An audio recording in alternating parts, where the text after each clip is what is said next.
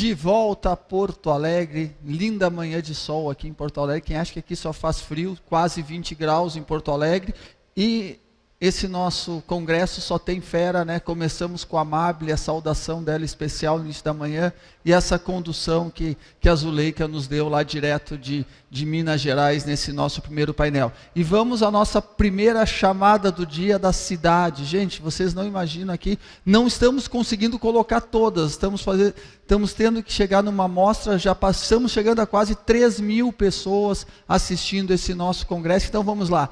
Quedas do Iguaçu, no Paraná, Caraguatatuba, São Paulo, Itápolis, São Paulo, Barão de Cocais, Minas Gerais, Belo Horizonte, Minas Gerais, Alegrete, Rio Grande do Sul, Ilha Solteira, São Paulo, Curitiba, Paraná, Araucária, Paraná, Parnamirim, Rio Grande do Norte, Serra Talhada, Pernambuco, Juazeiro do Norte, Ceará, Estância, Ceará, Parnaíba, Piauí, Pedro Avelino, Rio Grande do Norte, Arroio do Tigre, Rio Grande do Sul, Niterói, Rio de Janeiro, Praia Grande, São Paulo. Então esses são só alguns exemplos, nós não vamos infelizmente conseguir citar todas as cidades, até porque o importante são as palestras, o importante é a gente poder estar aqui nesse dia junto. E quero aqui mandar um abraço, preciso mandar aqui o espaço Xuxa, aquele de mandar beijo e abraço, né? Vamos lá,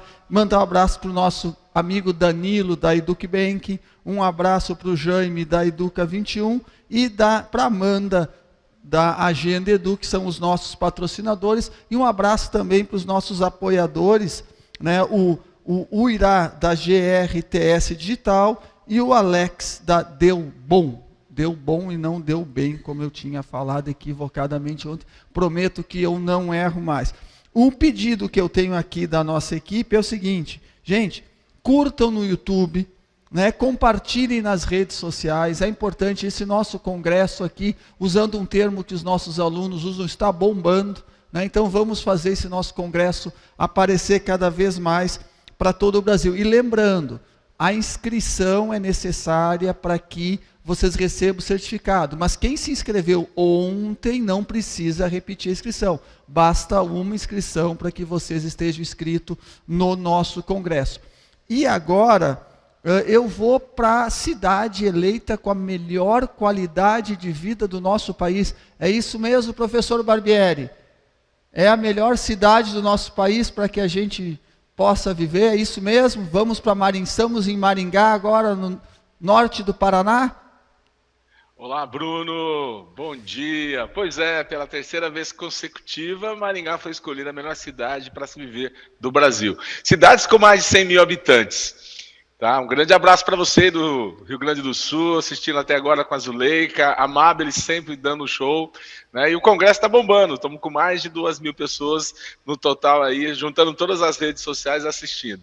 Exatamente, e passo a palavra para ti, a nave segue no comando, no teu capacitado comando para mais um painel, e o Barbieri ele vai coordenar um painel bastante interessante, porque a gente sempre tem que pensar, a gente fala muito de educação básica, né, mas a FENEP também trabalha com a questão que envolve o ensino superior, né? Barbieri, nosso digníssimo reitor, né? Nós estamos agora, não sei se tem alguma saudação especial para um reitor, né? Digníssimo, mas vamos lá, né, Barbieri?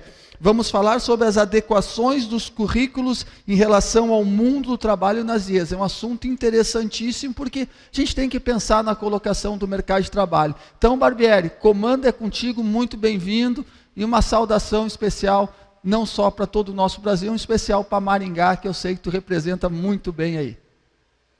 Muito obrigado, Bruno. Como o Bruno já disse, vamos então para o painel número 5, que iremos falar sobre adequações dos currículos em relação ao mundo do trabalho nas IES. Esse painel nós temos duas pessoas especialíssimas que são convidadas por nós.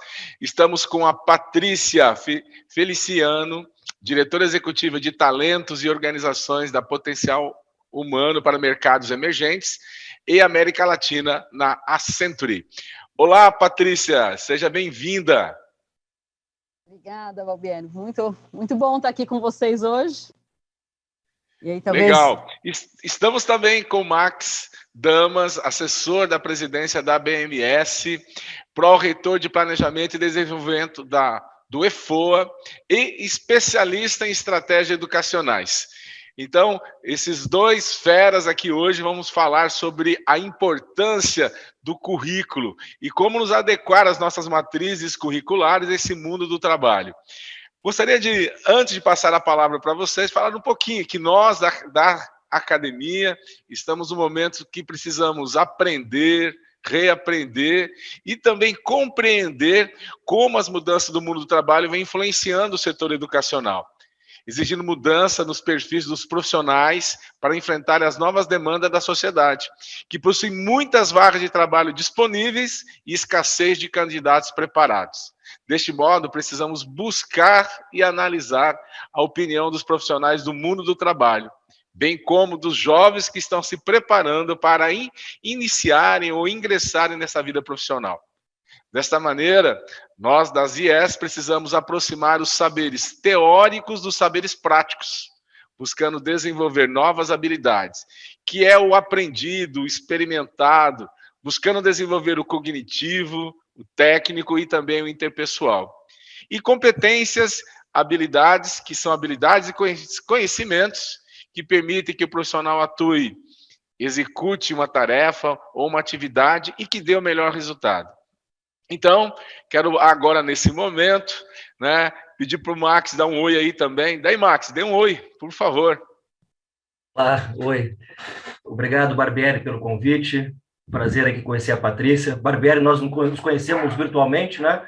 E tivemos a oportunidade, há um mês e meio, nos conhecemos presencialmente, né? Nós começamos a nossa amizade virtual e há um mês e pouco nos encontramos lá no CEBESP, né? Então, exatamente, lá em Florianópolis, né? Num congresso maravilhoso do ensino superior privado. Joia, então, agora, Patrícia, seja bem-vinda.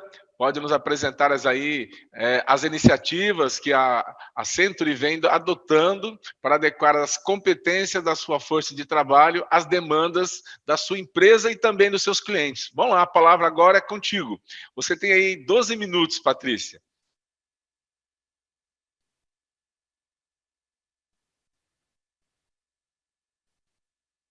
Olá, Patrícia.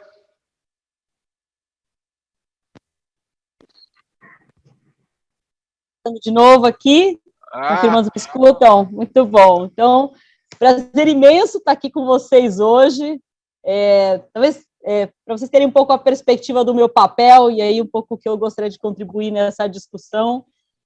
Hoje eu lidero a prática de pessoas e organização na Accenture para todos os mercados emergentes. Só para ter uma referência, a Accenture hoje é a maior empresa de consultoria, a gente hoje tem 700 mil pessoas no mundo. Então, só para vocês entenderem aí a grandeza, e eu venho com um desafio muito grande, que é, junto com todas as organizações do mundo, ajudá-las a preparar as suas pessoas para os desafios do mundo, os desafios atuais, os desafios que a tecnologia nos traz, aí, de toda essa inovação que estamos experimentando e que foram aceleradas com o Covid, com a pandemia. Tá?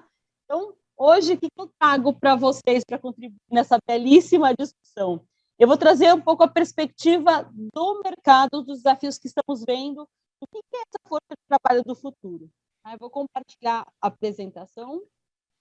Então, o que eu gostaria de contar e dividir com vocês, até ter inspiração, provocação, para depois a gente poder continuar a conversa.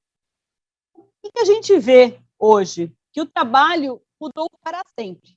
Tá? O trabalho é menos sobre um lugar, é mais sobre o potencial das pessoas. Então, quando inclusive eu olho as empresas, eu falo, todos os trabalhos estão obsoletos, né? Porque o trabalho, inclusive, de hoje é uma expectativa há alguns anos. O trabalho de hoje, ele já mudou. E só para vocês terem uma referência do tamanho dessa mudança, tá? Até 2025, 85 milhões de trabalhos de funções vão ser substituídas por máquinas, mas o mais impressionante não é isso, é que 97 milhões vão ser criados. Então, o que a gente vê aqui? A gente vê que não é que a máquina está substituindo o trabalho, a gente está reinventando o trabalho. Novas competências precisam ser criadas. É aqui que está o desafio. Vou falar um pouquinho disso. Estou trazendo uma nova perspectiva perspectiva aqui, mais uma para vocês, mais do que inovar o trabalho, quando eu olho o futuro, 65% das crianças em idade escolar atuarão em profissões que ainda não existem. Então, veja bem, então, só pintando aqui o panorama, né, para a gente saber qual é o desafio que a gente tem. E, se a gente ir para o mundo de tecnologia especificamente, olha aqui os números. Eu tenho hoje, né, na verdade, já tinha um gap de 162 mil posições, gap de profissionais de tecnologias em 2019, hoje a gente já tem 400 mil gap. Então, são funções que hoje a gente não tem pessoas qualificadas para ocupar nas organizações, e aqui eu estou trazendo um panorama do Brasil, tá? E aí, a pergunta tá bom, e aí um pouco essa é a minha agenda com os clientes, e quando eu vou debater aí, por que isso está acontecendo, né? O que está por trás dessa grande transformação e dessa mudança de competências desses profissionais do futuro? O que está por trás é essa relação humano mais a máquina, não é mais o humano ou a máquina, é o humano e a máquina trabalhando juntos. Por quê? Essa correlação, primeiro, eu preciso de novas competências humanas, inclusive essas competências humanas, elas são a grande diferença do que a gente vê, né? O grande diferencial das pessoas do futuro está nessas habilidades humanas, a capacidade de aprender, empatia, inteligência emocional, a capacidade de tomar decisão, colaboração, é disso que a gente está falando. Mas, por outro lado, eu tenho que desenvolver capacidade de trabalhar com a máquina, eu tenho que saber a máquina que eu vou escolher, eu tenho que saber treinar a máquina, por trás de toda a máquina tem um humano, né, estruturando e capacitando, eu tenho que ter a capacidade de fazer o design, de criar conteúdo. Então, o diferencial aqui está nessa conexão, que essa junção do trabalho do humano com a máquina é que criam essas funções do futuro. E aí, deixo uma pergunta aqui para vocês. Vocês já pararam para pensar que com essa relação, né, por um lado eu automatizo, por outro eu mudo, eu reconfiguro os trabalhos e as necessidades de novas competências? Na visão de vocês aí, cada um pensa na sua cabeça quanto do trabalho que existe no mundo. Agora eu vou trazer para vocês uma perspectiva global, e que isso vale também para o Brasil, tá? Quanto vocês acreditam que o trabalho está sendo automatizado? Quanto que está sendo reconfigurado? Quanto vocês acreditam que fica igual nos próximos 5 anos? Todo mundo pensou? Vamos lá, vou dar a resposta agora. Aqui está. Então, do que a gente tem aqui como pesquisa, apenas 11% do trabalho que existe hoje vai permanecer igual, tá? 38% vai ser automatizado e 51% vai ser reconfigurado. Então, por mais que eu ache que eu vou continuar fazendo a mesma coisa, eu não vou. Vai mudar a forma como eu faço, tá? E aí, outro ponto que também sempre me pergunto, esse trabalho ele vai mudar em todas as naturezas que existem nas organizações. Desde a parte de engenharia, atendimento, eu tenho uma reconfiguração muito grande. A parte de liderança também, olha aqui, ó, olha o tamanho da mudança de liderança, né? Você fala, não, eu sou gestor, eu sou líder de uma empresa. Também vai mudar o seu papel. E, obviamente, quando eu vou para papéis mais transacionais, obviamente tem um nível de automação maior, mas isso não significa que também não muda. Então, eu queria só dar, a partir daqui, o panorama para vocês do tamanho da mudança, que não é simplesmente eu pensar em automação, mas é na forma como eu trabalho também muda, tá? E por isso que a gente fala. Então, no final, a necessidade de atualizar as competências, as habilidades, ela é muito relevante para o futuro do trabalho e ela precisa ser prioridade de todos. E aí, prioridade de todos, eu entendo que todos envolvidos e quem está me escutando aqui tem um papel fundamental, né, de preparar essas pessoas, esses talentos aí para esse futuro. E aí, trazendo um componente maior, um pouquinho mais de informação como referência, também nossas pesquisas mostram que essas habilidades, elas são as moedas para o futuro, né? E elas passam por diferentes dimensões. Eu tenho competências e habilidades técnicas, eu tenho competências que, por exemplo, cloud, AI, automação, blockchain. Eu tenho competências funcionais, que é o trabalhar em ecossistema, colaboração com parceiros. Eu tenho competências processuais, da forma como eu trabalho, pensar em modelos mais ágeis, modelos mais de conexão entre tecnologia e o negócio. Eu tenho competências mais alinhadas ao cultural, inclusive meu papel na sociedade. Então, hoje, cada vez mais, eu preciso de uma consciência, de uma responsabilidade social inerente, né, e que faça parte das habilidades das pessoas. Eu tenho competências profissionais, né, então muito mais alinhadas, inclusive, com a parte humana, né, de empatia, de conhecimento, de storytelling. Então, o que a gente vê é que, quando eu falo nessa mudança, ela passa por diferentes dimensões, e aqui eu trouxe alguns exemplos. Então, eu fecho assim, essa primeira parte aí de inspiração, provocação, justamente deixando a pergunta para vocês, né? Como que a gente prepara juntos essa força de trabalho do futuro? E acho que a provocação, assim, a provocação aqui, inclusive, de como que organizações, né, e as instituições de ensino podem, inclusive, trabalhar e colaborar mais nessa perspectiva. Tá bom? Acho que essa era a minha contribuição, inspiração inicial. Devolvo para você aqui, Barbieri, a palavra.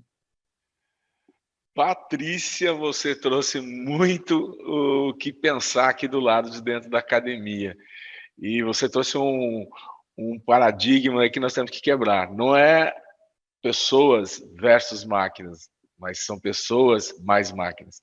Ótimas reflexões, mas daqui a pouco nós voltamos. Agora eu quero chamar, então, nosso amigo Max, é com você agora. Max, como, né, você pode nos apresentar as atividades, os trabalhos que as IES estão lidando neste momento para que nós possamos adequar os nossos currículos com essas novas demandas do mundo do trabalho? Olá, Barbieri, Patrícia, muito bacana ver uma empresa tão gigantesca, né, que mobiliza tanto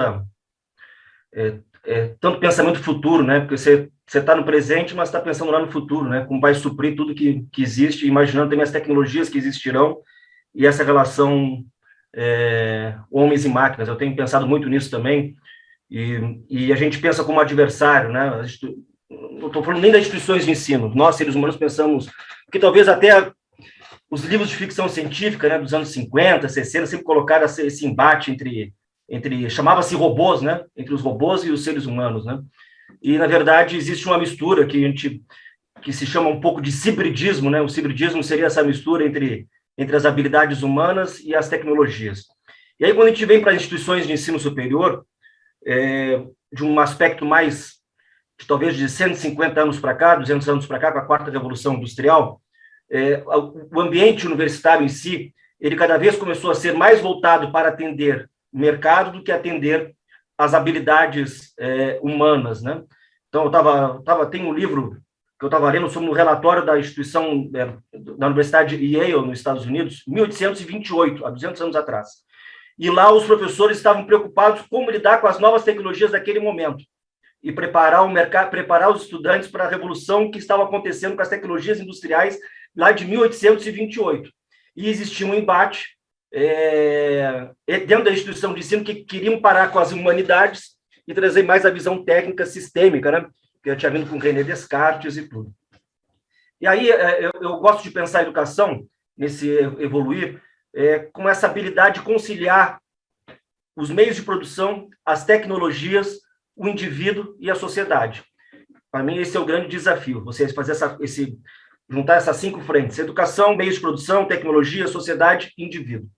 E aí, quando nós viemos aí para essa quarta revolução industrial, né, contextualizando, que se vem mais de 12 anos para cá, nós começamos a ter o avanço enorme de uma tecnologia, que é a tecnologia digital, que ela traz questões de reflexão e impactos enormes em toda a sociedade e traz muito dentro do ambiente universitário.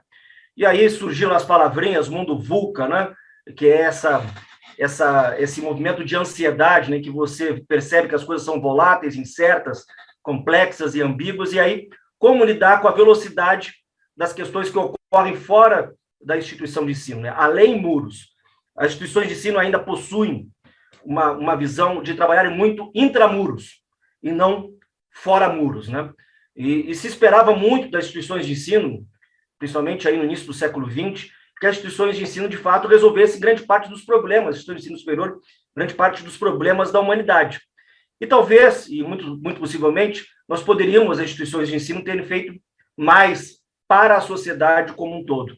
Nós temos um compromisso muito grande e uma responsabilidade muito grande, e o mercado de trabalho é onde as coisas acontecem, é o grande laboratório. É o grande laboratório para tudo. Você pode experimentar, você pode, desde o início, nos cursos superiores, você pode experimentar já como vivenciar um ambiente de trabalho. E aí existe, Patrícia, iniciativas que começou a se ter de um ano e meio para cá, que uma parte ajuda bastante, que é a curricularização da extensão, a extensão universitária. Você permitiu que o espaço de compreensão e de aprendizado não seja mais focado dentro do ambiente, eu vou dizer até aqui, um ambiente quadrado da sala de aula, e que se pense o aprendizado como espaço. E eu tenho trazido isso, as instituições de ensino têm pensado sobre isso. Não é mais sala é quadrada, é espaço, porque espaço é muito mais livre, muito mais aberto, né? E aí, quando você vem com as tecnologias híbridas, o hibridismo permite que você possa aprender em qualquer momento, a qualquer lugar, a qualquer instante, né? Então, por que nós precisamos ficar fechados? E aí, quando nós falamos aqui de currículo, é bom até, o professor Barbieri falou aqui, currículo e matrizes curriculares, e a gente já abrindo, porque até um pouco tempo atrás, e muitos de nós ainda falamos, grades curriculares, grades de horário. Olha só que coisa, né, Patrícia? Que termo absurdo, né? A gente vivenciar um lugar de abertura, de aprendizado, de alargamento, dentro de uma grade. Não tem como você imaginar que dentro de uma grade a gente vai poder chegar dentro do que se deseja, que se espera de uma instituição de ensino. Então, são essas mudanças até de significado. Então, não é mais grade, é currículo, é matriz curricular, né? Não é mais sala, é espaço. O espaço pode ser qualquer espaço. E aí o que incomoda bastante é essa percepção, e tem um pouquinho na fala do Barbieri no início, que ele usou 3 verbos que eu tenho usado bastante de uns 4 anos para cá, e percebido que isso tem se alongado, porque com a pandemia, de uma forma ou de outra, nós começamos a ter acesso a mais informações e conhecimento sobre o que de fato está acontecendo e pode acontecer. E são 3 verbos que ele usou, na verdade ele usou aprender, desaprender e compreender. Eu tenho usado aprender, desaprender e reaprender, né? E esse é o todo instante. Para mim, essa seria a maior habilidade, se nós pudéssemos levar para os nossos estudantes, para os nossos professores e para o ambiente de trabalho, é isso, aprender, desaprender e reaprender, aprender, desaprender e reaprender. É a flexibilidade, né? É a adaptabilidade, é a agilidade. Então, é o que se espera de profissionais, né? Essa habilidade. A gente pode pensar que assim, aprender, desaprender e reaprender tem alguma coisa a ver com tem alguns teóricos que falam que isso é uma metacognição, ou seja, você perceber como você aprende, a partir dessa percepção de como você aprende, você criar novas formas de aprendizado. Então, eu olharia muito, e as instituições de ensino olhar muito para isso, aprender, desaprender e reaprender. Só que para isso, dentro das instituições de ensino, e é o que as instituições de ensino estão procurando, e têm sido incentivadas agora, é experimentar. Tem que experimentar. Não existe possibilidade de evoluir se você não experimentar, né? Então, todos nós sabemos, de uma forma ou de outra, que se algo já está pronto, não é novo. O novo exige não estar pronto. O novo exige que você precise o quê? Estar sempre reconstruindo, sempre elaborando novas formas de aprender.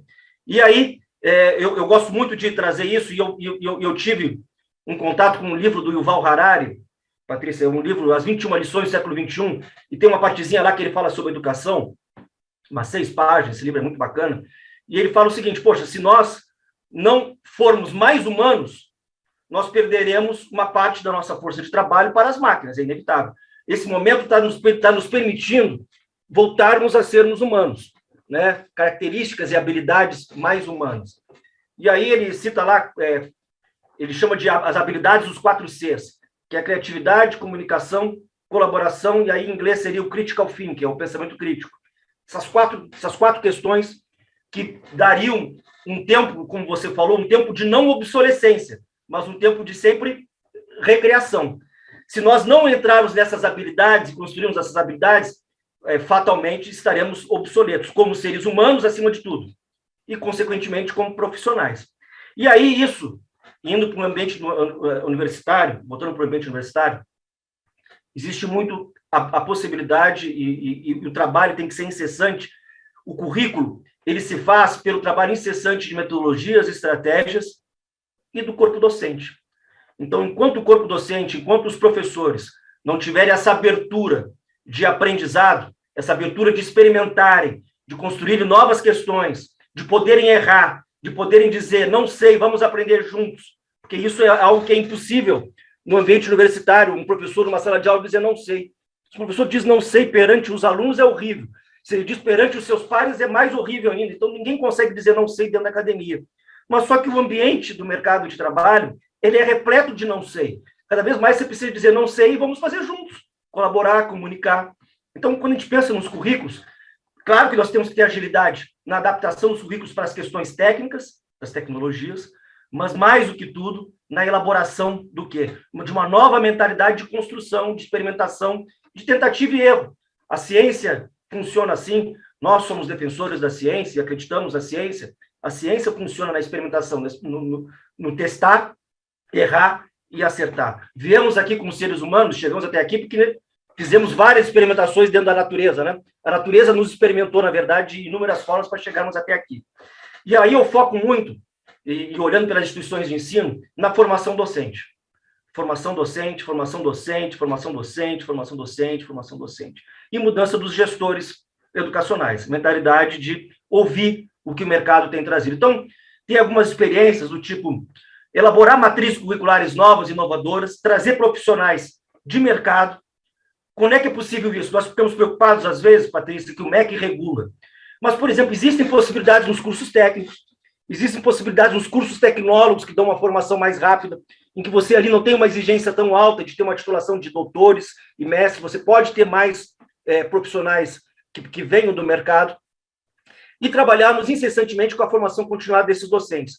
E aí, nessa aproximação do mercado, nessas experimentações de matrizes novas, trazer a comunidade para, nem que seja anualmente, verificar as práticas, atualizar como se fosse um conselho, mas não um conselho universitário interno, mas um conselho de quê? Como se fosse um conselho administrativo, entre aspas, em que você trouxesse diferentes frentes, por exemplo, o Barbieri aqui, lá em Maringá, aí em Maringá onde ele está, trazer quais são as empresas mais representativas do setor, mostra a elas as atividades do curso, as matrizes curriculares, escuta o que os gerentes de RH dessas empresas têm a colocar e faz essa percepção uma vez por ano. Você não precisa revolucionar as matrizes curriculares todo ano, mas você pode mudar estratégias, você pode mudar metodologias, você pode mudar a forma de ensinar e trazer novos exemplos, contextualizar. O estudante só vai aprender contextualizando. Se você trouxer teoria, não tem jeito. Tem que estar envolvido dentro de um contexto. E quem mais dentro do contexto do que o mercado? Né? Quem mais dentro do contexto do que o mercado para trazer? Então, são às vezes questões que a gente complica, né? Mas são questões que são simples. Elas seriam simples. É você trazer e simplesmente ouvir e abrir brechas para executar. As instituições de ensino superior têm muito receio da regulação, que a regulação não deixa. Às vezes, muito o que falta é uma questão de boa vontade de querer fazer algo novo. A vontade de querer fazer algo novo. Para mim, esse é o imperativo maior. A vontade de fazer algo novo e não arranjar empecilhos que sejam externos. Existem possibilidades enormes das instituições de ensino superior fazerem revolucionário. E as instituições de ensino superior seguirão vivas à frente, não obsoletas também, quanto mais próximas do mercado estiverem. Porque os próprios estudantes não procurarão mais instituições de ensino que não nos formem para uma habilidade que o mercado deseja. Então, minhas colocações aqui, Barbieri, e algumas provocações também, e fico aberto aí. Está sem som, Barbieri. Valeu, Max. Obrigado aí. Max, como sempre, você traz excelentes reflexões, né? Nós que estamos nas instituições de ensino superior sabemos da importância de deixarmos a grade de lado, termos matrizes que sejam mais dinâmicas e que unam realmente o saber teórico com o saber prático. Agora, vou passar para as perguntas. Dois momentos extremamente importantes do Max e da Patrícia. Eu gostaria de saber agora, neste momento, o seguinte. Patrícia, você trouxe a ótica das empresas e o Max trouxe a ótica das IES. Que iniciativa vocês entendem que precisam ser executadas para aproximar ainda mais as IEs das empresas? O Max falou bem aqui agora no final, mas temos pessoas que entram a todo momento, Max, então seria importante até você, né, repetir essas últimas palavras suas. Mas vamos começar pela Patrícia. Patrícia, vamos lá, com você. Confirmando, vocês me escutam, né? Sim, sim. Ah, então tá bom. Da outra vez não. Então vamos lá. Na verdade, inspirada aqui, Max, pelas suas palavras.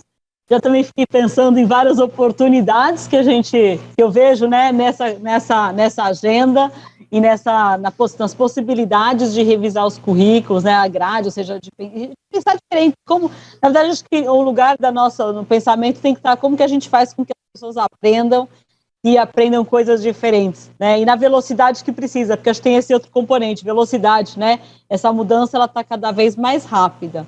Então, talvez eu vou trazer um exemplo aqui que ilustra o que o Max trouxe, que eu concordo plenamente com tudo que ele falou, que é justamente o desafio imenso, né, de repensar como que a gente ensina às nossas pessoas essas novas competências. Então, um exemplo que a gente fez na Accenture foi quando a gente começou a olhar esse contexto que eu mostrei para vocês e olhar o gap que a gente tinha de pessoas preparadas, né, para ocupar posições, especialmente de tecnologia. Acho que o primeiro ponto que o Max trouxe é: vamos sair do tradicional, vamos abrir nossas mentes, né? Por que não pensar em modelos diferentes? Então, o que a gente fez? A gente conectou com o mercado, a gente falou: a gente sozinho não vai conseguir. Então, acho que o primeiro convite, tá, Barbieri, até a tua pergunta é: daí, a gente não estamos sozinhos, não somos uma instituição de ensino sozinha. Todo o ecossistema, todo o mercado está com o mesmo desafio, né? E todo mundo ganha unindo forças com esse objetivo. Então, o que a gente fez especificamente? A gente foi trabalhar com parceiros, com outras empresas que também estavam com os mesmos desafios de ter pessoas qualificadas, com as próprias empresas de tecnologia, então Google, Amazon. E aí, no final, a gente falou como que a gente pode, juntas, começar a trazer e preparar essas pessoas. E aí, o que a gente entendeu é que a gente precisava não só preparar, como também mostrar que era possível que essas pessoas dedicassem tempo. Então, a gente montou um programa para pessoas que fazem parte de algumas empresas, em que elas aprendessem, tinham conteúdo, e experimentassem. Então, trazendo aí o que o Max falou da experimentação, a gente também, na nossa experiência, viu que não só tem que dar o conteúdo, como experimentar para preparar esses profissionais para o futuro. E aqui a gente escolheu, só como exemplo, a gente escolheu 2 funções, 2 competências que a gente queria para impulsionar, mas a gente viu que era possível. Então, também, trazendo esse exemplo, então, meu ponto é, acho que a provocação que eu deixo é o ecossistema, todas as partes estão interessadas em formar esses profissionais, então por que não abrir as conexões, abrir as possibilidades até para fazer parcerias com empresas de tecnologias que estão interessadas em contribuir e até abrir oportunidades de experimentação, por que não? Eu deixo essa provocação aqui e passo para o Max aí para escutar um pouquinho. Vamos lá, Max, agora é contigo. Caramba, tem tanta coisa boa, né, Patrícia? Tanta coisa bacana de ser feita, né? O ambiente universitário, né, ele poderia ser cada vez mais um ambiente de prazer, né? Ele tem que ser um local de prazer, né? A Patrícia sabe isso e também estuda isso, Barbieri. A gente aprende e se desenvolve mais quando nós estamos num lugar que é um ambiente prazeroso, né? E não tem melhor forma de aprender fazendo. E essa questão de aprender fazendo, as instituições de ensino elas não conseguem ir para esse aprender fazendo pelo receio de errar. Porque quando se começa a fazer, surgirão inúmeras dúvidas, inúmeras possibilidades de abertura. Só que as instituições de ensino, nós como comportamento humano, nós temos o receio seguinte: poxa, nesse momento aqui eu não vou saber responder, eu não consigo ir à frente, então é melhor eu nem lançar essa questão. E aí, a gente fala muito hoje em dia sobre tecnologia, né? Tecnologia, e pensamos que o mundo todo vai ser só da tecnologia. Mas a tecnologia, ela é uma alavanca, né? Desde o início da história da humanidade, qualquer tecnologia que surgiu é sempre uma alavanca para levar a gente à frente. Ela nunca é um objeto em si, ela é sempre uma alavanca, né? Uma alavanca que permite você Eu falo uma alavanca que, por exemplo, lá nas pirâmides do Egito, né? Para mexer aquelas pedras todas, os caras usavam uma tecnologia que facilitava. E aí vem a roda, mas são tecnologias. O que nós temos hoje são tecnologias que estão mais à nossa cara, nós convivemos a todo instante, o que nos causa um certo incômodo. Mas são as mesmas tecnologias, são sempre alavancas que nos levam para frente, levam para desenvolver algo novo. Da tecnologia sempre surge uma nova tecnologia. E aí, por exemplo, a Patrícia trouxe aqui a Accenture. A Accenture é de tecnologia, mas ela dá consultoria em negócios.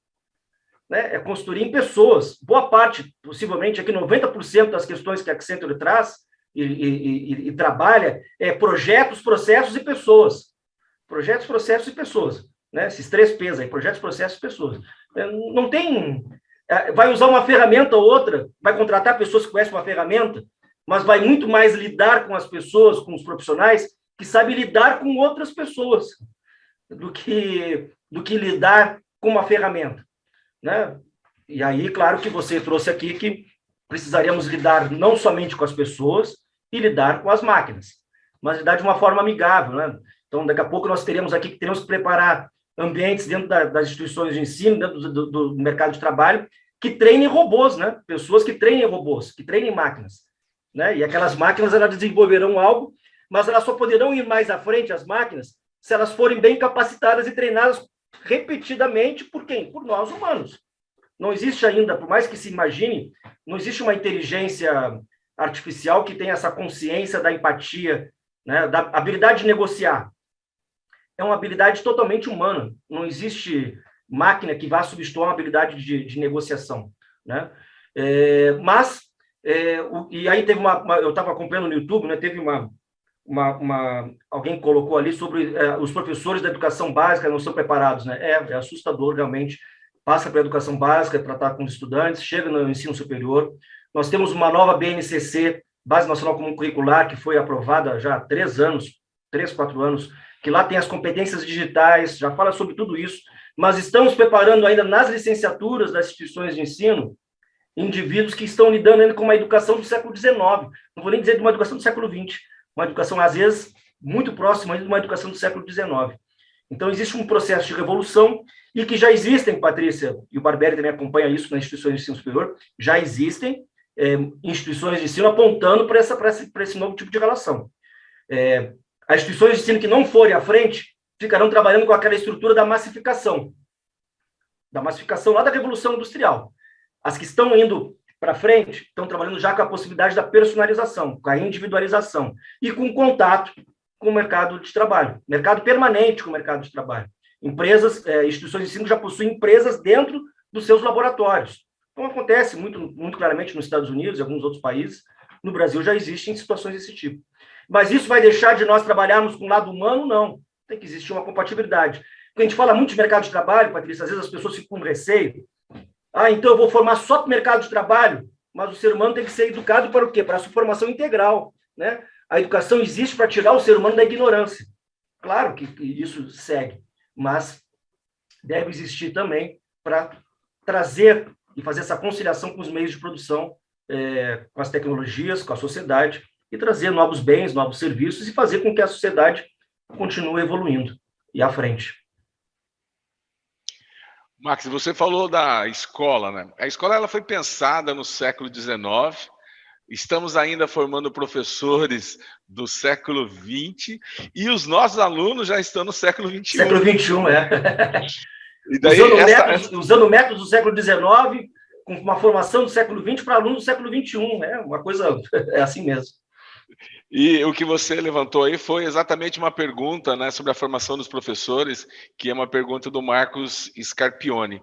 Mas nós tivemos uma também, Patrícia e Max, que veio da Carla Fenícia de Oliveira.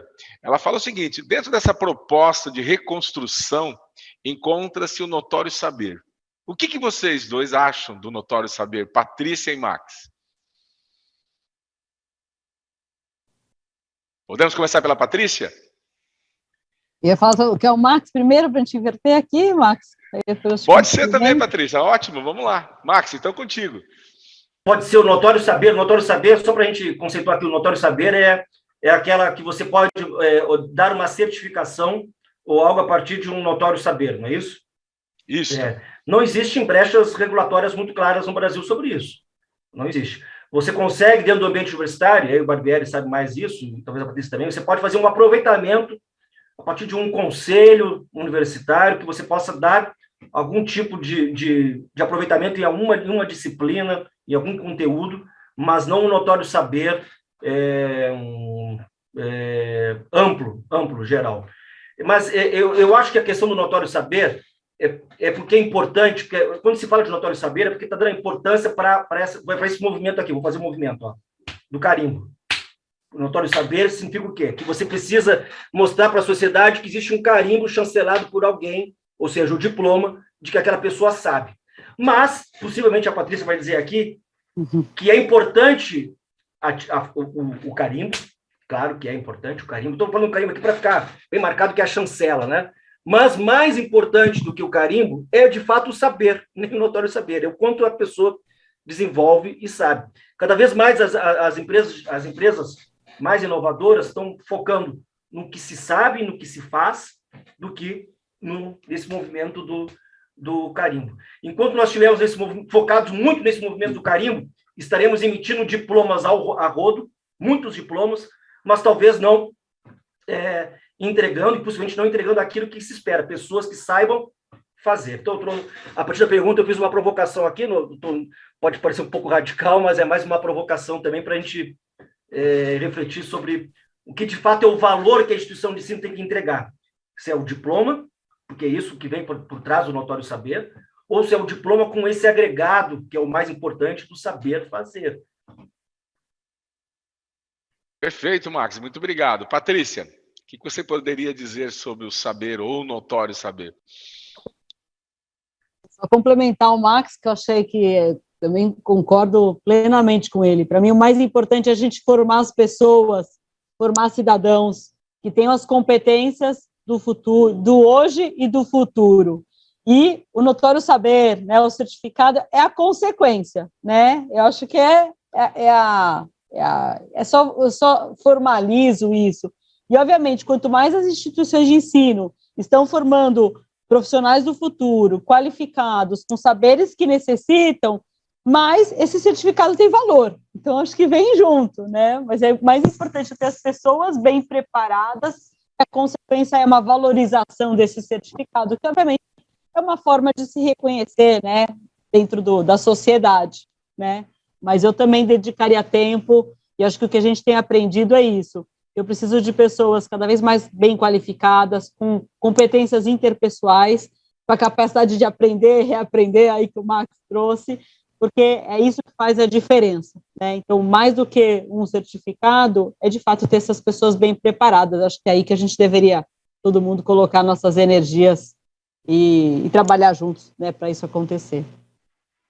Que ótimo, vocês estão deixando para nós, tanto das instituições de ensino superior, como também da educação básica, porque nós formamos professores que atuam na educação básica, na educação infantil, também para os gestores, muitas provocações, muitas reflexões. E eu acredito que a partir desse nosso bate-papo, poderemos, então, provocar dentro das instituições de ensino uma visão melhor da formação e aproximar as nossas instituições do mundo do trabalho, bem como também das escolas, que nós formamos os professores que atuam nas escolas, que é até uma provocação da direção da Escola Santa Rita. Nós temos agora 2 minutos para cada um de vocês. O que vocês poderiam, em 2 minutos, falar sobre a importância desse painel na formação de profissionais e da união dos nossos alunos, professores com o mundo do trabalho? 2 minutos para cada agora. Começo aqui, então. Vai lá, Patrícia.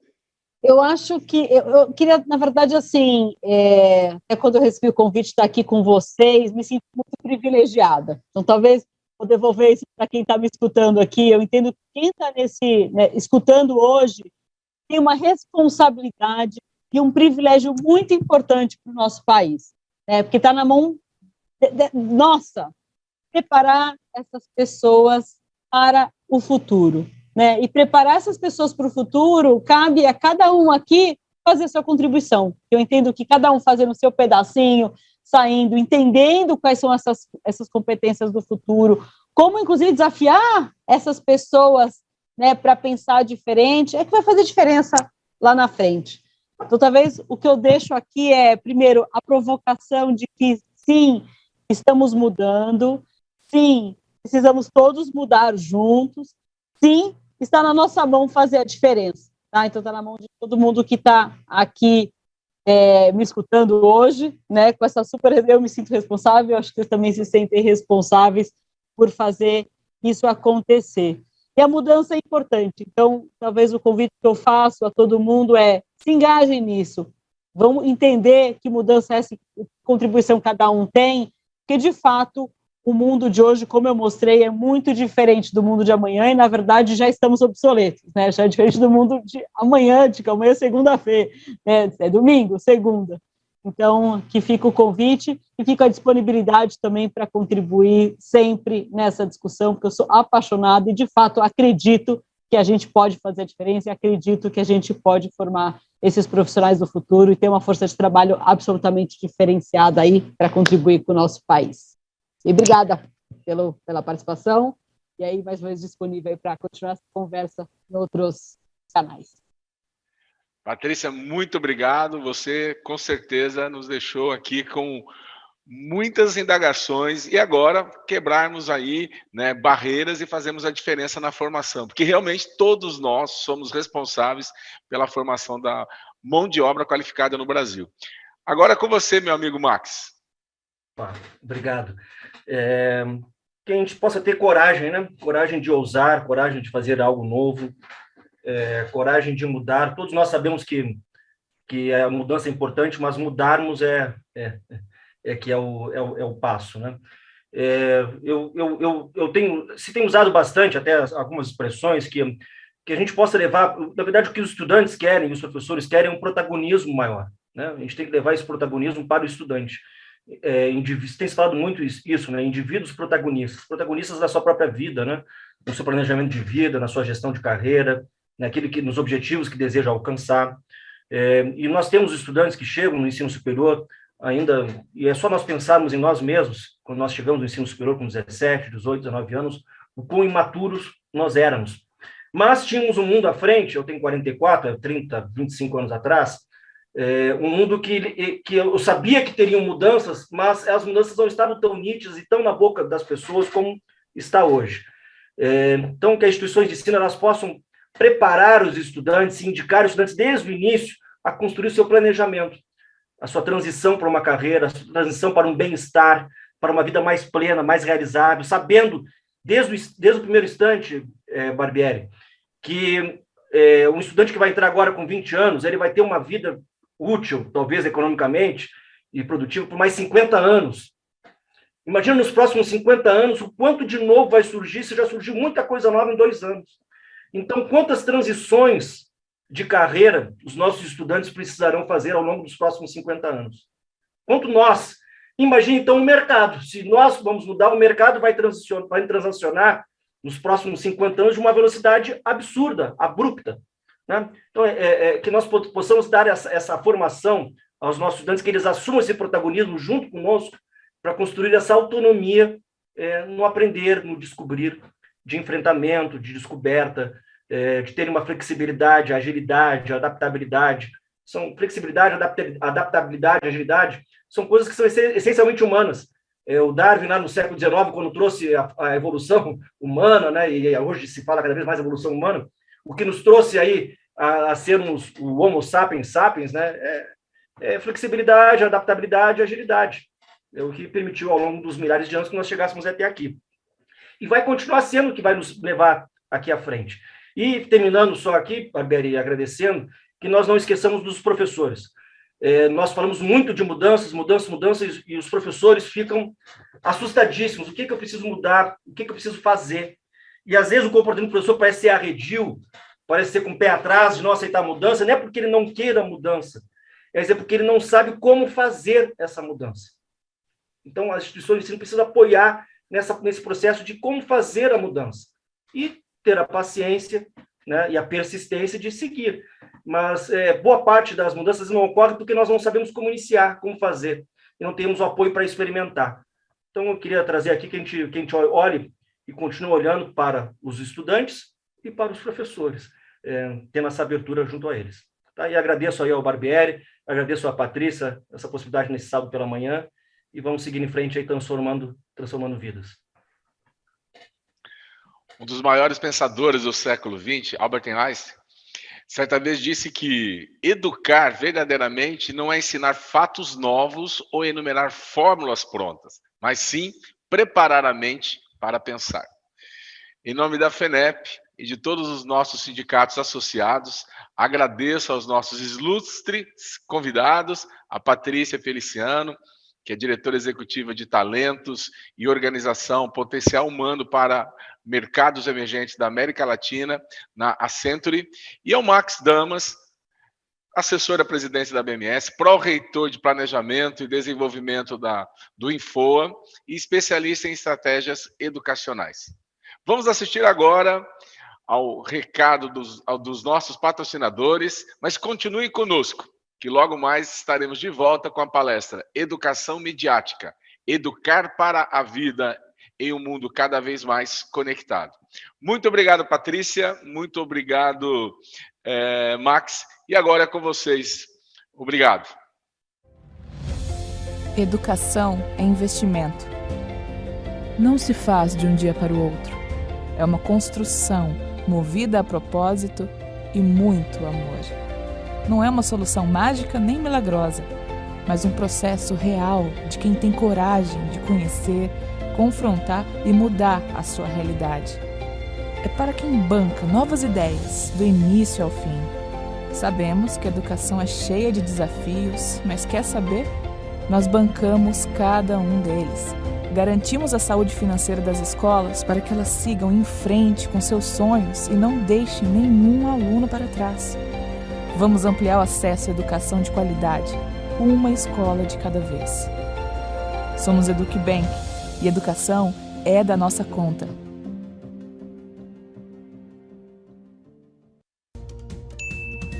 O que podemos fazer pelo mundo agora?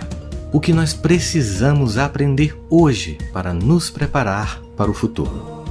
Tudo começa pela nossa humanidade. Nessa nova realidade, a educação socioemocional é mais importante do que nunca. Um aprendizado que vai além da prova, porque o teste real não acontece em sala de aula, acontece na vida. As competências socioemocionais dão aos alunos a capacidade de tomar decisões saudáveis, positivas e eficazes numa humanidade conectada.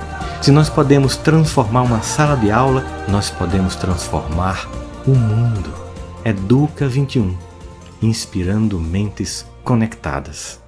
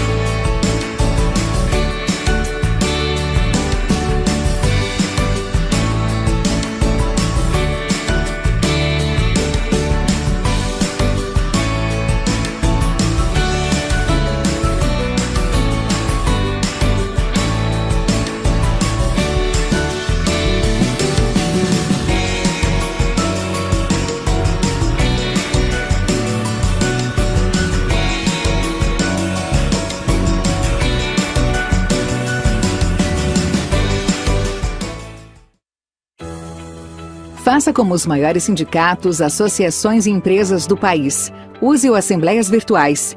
Realizamos todos os tipos de votação, seguro e simples para quem faz e para quem vota. Com o Assembleias Virtuais, você terá economia e facilidade na realização das votações, simplicidade na comunicação com os votantes e total segurança nos processos. A nossa plataforma também oferece integração com o Zoom, flexibilidade para atender às diferentes realidades e transparência para todos os envolvidos. As votações online de CIPA estão em conformidade com a NR5. O processo é simples, rápido e seguro. Pode ser feito pelo celular, pelo tablet e computador, 100% online. Encerrada a votação, o sistema audita o resultado e encaminha os relatórios para registro da votação. Todos os dados são criptografados e anonimizados. assembleiasvirtuais.com.br. Facilidade e segurança para quem faz e para quem vota. Olá, influencers! Tudo bem com vocês? Me chamo Aline e hoje eu estou aqui para explicar tudo sobre o aplicativo da Delbon. O Delbon é um aplicativo que conecta marcas e influenciadores. A marca nos procura e diz: olá, quero fazer uma campanha. Aí nosso time colhe as informações necessárias, cria a campanha e depois oferece ela para dezenas de influenciadores que se encaixam no perfil daquela divulgação. Os influenciadores então recebem a campanha no seu aplicativo, leem as informações, veem quanto aquela marca está pagando e decidem se aceitam ou não fazer aquela campanha. Clicando em aceitar campanha, você estará apto para divulgar seguindo as informações descritas na campanha. Aí pronto, é só abrir a câmera e fazer aquilo que vocês são especialistas, gravar um combo de 3 stories. Feito isso, o influenciador já começará a receber conforme a performance das suas publicações. Aline, mas quanto que eu vou ganhar pela divulgação? Como que eu vou receber? Quais informações que eu tenho que falar? Calma, vem comigo que eu vou explicar tudinho para vocês.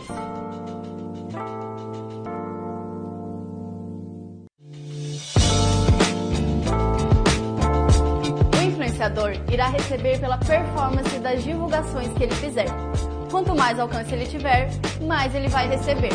O valor a ser recebido vai depender do valor do CPM. Cada campanha terá um valor diferente de CPM, conforme aquela marca estiver pagando. É bem simples.